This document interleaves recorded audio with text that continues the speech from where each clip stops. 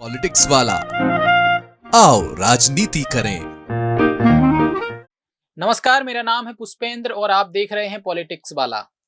भारतीय संसद लोकतंत्र की सर्वोच्च संस्था है जहां देश के सबसे अहम मुद्दों पर सार्थक बहस होनी चाहिए। लेकिन हालिया बजट सत्र में संसद का जो माहौल देखने को मिला उसने जनता के विश्वास को गहरी चोट पहुंचाई है। सुनकर अटपटा लगेगा, केवल 6 घंटे की कार्यवाही में करीब 9 करोड़ रुपए खर्च किए गए, यानी 1 घंटे का 1.5 करोड़ और 1 मिनट का 2.5 लाख रुपया। इसके बावजूद न कोई ठोस चर्चा हुई, न किसी नतीजे पर सहमति बनी। सवाल उठता है कि इतनी बड़ी कीमत चुकाने के बाद देश को क्या मिला?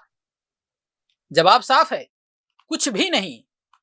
संसद बहस का मंच बनने के बजाय शोर और हंगामे का अखाड़ा बनती दिखी। इसके अलावा प्रधानमंत्री नरेंद्र मोदी की भूमिका इस सत्र में सबसे अधिक चर्चा में रही। परंपरा के अनुसार राष्ट्रपति के अभिभाषण पर धन्यवाद प्रस्ताव का जवाब लोकसभा में प्रधानमंत्री द्वारा दिया जाता है, लेकिन इस बार ऐसा नहीं हुआ। विपक्ष के हंगामे और अनुचित घटना की आशंका का हवाला देकर उन्हें लोकसभा में न आने की सलाह दी गई। नतीजा यह रहा कि 2014 के बाद पहली बार लोकसभा में प्रधानमंत्री का जवाब सुनाई नहीं दिया, जबकि राज्यसभा में उन्होंने 85 मिनट तक भाषण दिया। उस भाषण में बार बार मोदी की कब्र खोदने जैसे नारे और खुद पर होने वाली आलोचनाओं का जिक्र किया गया। इससे यह धारणा बनी कि लोकसभा की बहस से दूरी बनाई गई, जिससे संसदीय परंपरा और लोकतांत्रिक संवाद को नुकसान पहुंचाया गया। विपक्ष की भूमिका भी कम विवादों में नहीं रही।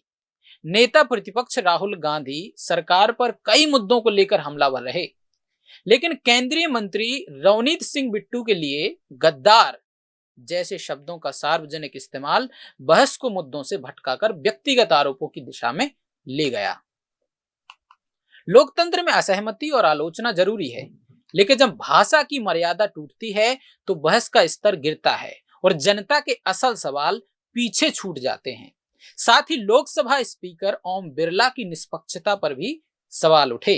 सदन की गरिमा और स्वतंत्रता बनाए रखना स्पीकर की संवैधानिक जिम्मेदारी होती है, लेकिन प्रधानमंत्री को सदन से दूर रखने की सलाह, विपक्ष पर की गई टिप्पणियां और कुछ संदर्भों पर रोक ने विवाद को और जन्म दिया, विवाद को और बढ़ा दिया। विपक्ष ने आरोप लगाया कि स्पीकर सरकार के दबाव में काम कर रहे हैं।